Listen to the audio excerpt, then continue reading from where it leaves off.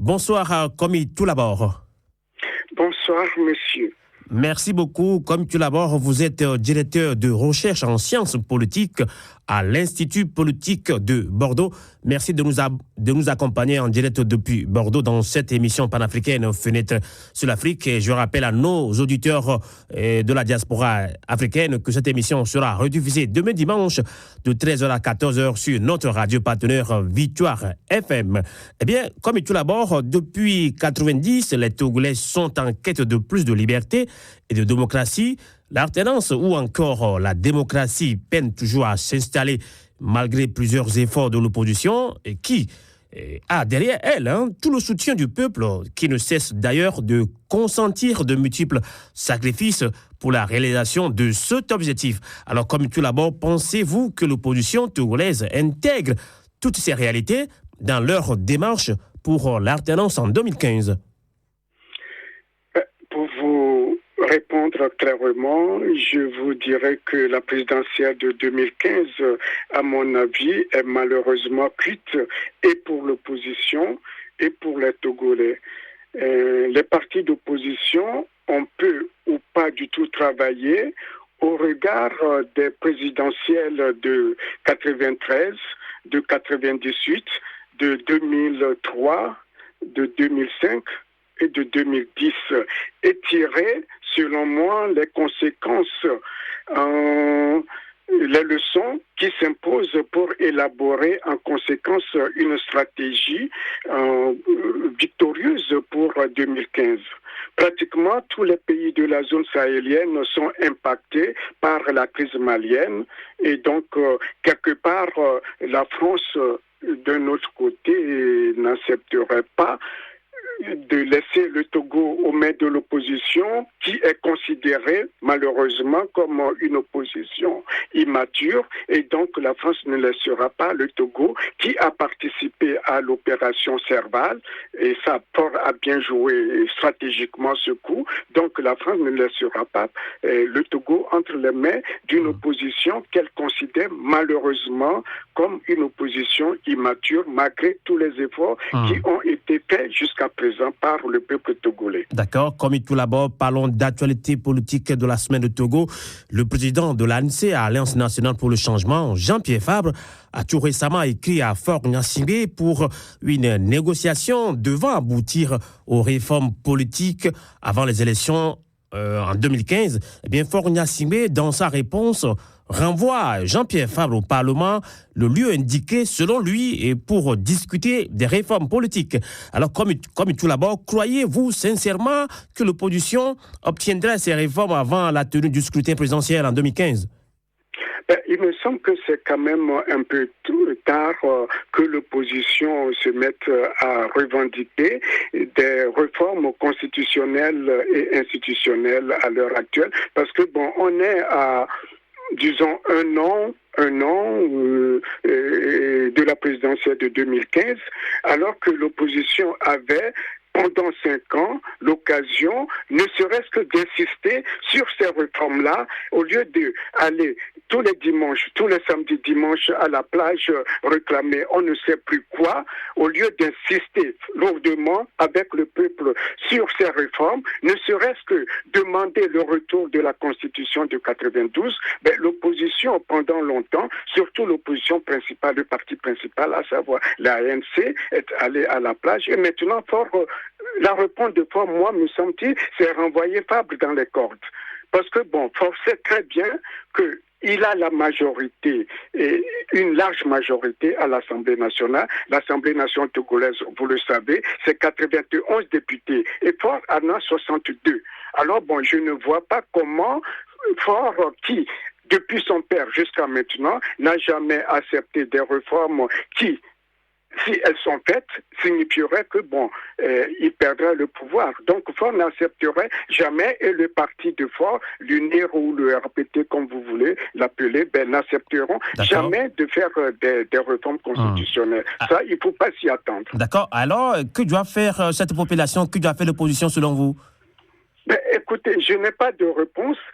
Quand on regarde ce qui se passe dans d'autres pays, s'il n'y a pas un soulèvement populaire dans tout le Togo, un peu comme en Ukraine, comme on le voit, un peu comme en Tunisie, etc. Mais le Togo a fait ces expériences-là. C'est malheureusement, il n'y avait pas un leader responsable pour fédérer toutes ces revendications-là et en faire une stratégie politique. Okay. Eh bien, comme tout d'abord, beaucoup de Togolais pensent que les élections ne sont pas la solution au problème du Togo. Est-ce que vous êtes également d'avis? Je suis d'avis, mais pas totalement, parce que, bon, à quoi servent les élections? Les élections, c'est pour désigner un président dans les régimes démocratiques, ou alors dans les régimes parlementaires, quand le Premier ministre perd sa légitimité, mais c'est de retourner vers les électeurs pour demander là une nouvelle légitimité à travers les élections. Or, au Togo, nous sommes dans un État sans droit, un État pas de droit du tout, si bien que les institutions ne fonctionnent pas et une élection aussi est une institution. Et cette institution, à savoir l'élection, ne fonctionne pas au Togo. Et depuis 1993, on a vu que les élections ont toujours été fraudées, à part celle de 1998 où Jésus-Christ était vainqueur, qui lui-même n'a pas réclamé sa victoire. Et ça, il ne faudra pas rejeter ça sur les Gnassingbé. C'est que, quelque part, je ne sais pas si le peuple, vraiment dans son entier, du nord au sud, du sud au nord, ne se soulève pas pour réclamer, comme d'autres peuples à travers le monde, exiger que ces réformes soient faites et qu'il y ait une alternance au Togo. Je ne vois pas. Et on sera en 2015, on est en 2015, mais ça sera pour 2020. Et 2020, je ne sais, je me pose la question si ce n'est pas déjà pris non plus. D'accord. Eh bien, parlons toujours d'actualité au Togo. Certains Togolais disent également que les partis de l'opposition ont déçu et par leur quereur interne. L'Union des forces de changement de Jésus-Christ Olympio vient de sortir un mémorandum pour, à vrai dire, discréditer ces anciens lieutenants devenus les premiers responsables de l'ANC, Alliance nationale pour le changement. Quelle lecture faites-vous de cette situation, comme tout d'abord? Je dirais effectivement l'opposition dans son ensemble a déçu par ces querelles intestines et autres raisons d'ailleurs. C'est comme si, vous le savez, depuis 1990, le Togo est en quête d'alternance, synonyme pour beaucoup de Togolais de démocratie.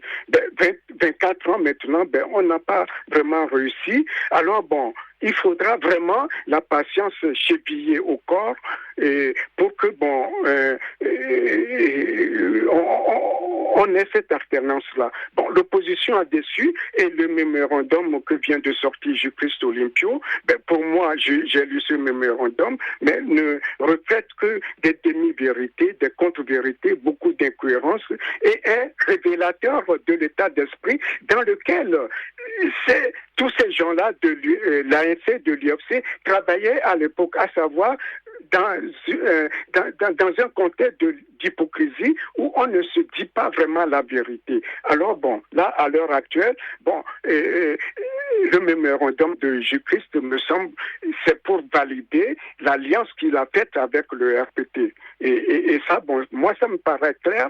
Et on attend un contre-mémorandum de la part de l'ANC. Et là, voilà, on est dans des guerres picolines, quelque part, qui n'avancent pas, qui ne grandit pas les auteurs d'ailleurs, qui ne grandit pas le Togo, parce que c'est tellement mesquin ces choses-là que on se pose la question, mais ce sont ces gens-là qui nous ont dirigés jusqu'à présent.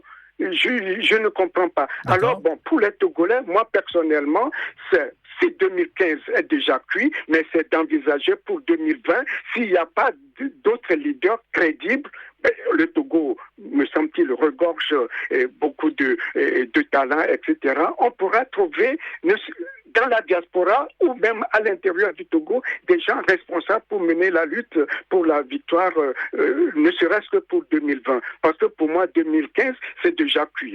Parce que Ford a mis déjà le paquet, à savoir l'informatique électorale, etc. Tout est en place. Il ne faut pas rêver pour 2015. D'accord. Je vois que vous êtes pessimiste pour la tendance en 2015. Eh bien, je le disais en début de cette émission que depuis 90, les Togolais sont en quête de plus de liberté, de démocratie. La tendance peine toujours à être effective au Togo. Est-ce que vous avez quand même un petit message d'espoir à la diaspora ou aux Togolais qui vont nous suivre demain sur Victoire FM? Ouais, moi j'aimerais bien être optimiste. Bon, je sais que là dans mes propos je parais pessimiste et que je ne laisse pas vraiment. Mais je dis par rapport à 2015, je ne sais pas comment on peut faire pour arriver à une alternance. Fabre, président. Jésus-Christ président, je ne sais pas. Vous verrez que et là, à l'approche du scrutin, on va avoir, pour un scrutin à un tour, on va avoir une dizaine de candidatures au sein de l'opposition. Alors même si Faure ne fraude pas, il gagnerait. Mais Faure a peur tellement de cette élection que il va frauder. Ça, c'est sûr. Il a mis déjà le système fraudatoire en place pour 2015. Alors, quel espoir je peux laisser aux Togolais? L'espoir que je laisse aux Togolais, c'est 2020, pour moi. C'est 2020 maintenant, 2020. D'accord. Voilà. Merci beaucoup, Komitou Labor, directeur de recherche en sciences politiques à l'Institut politique de Bordeaux. Merci d'avoir commenté et analysé avec nous l'actualité politique au Togo. Bonsoir chez vous. Bon.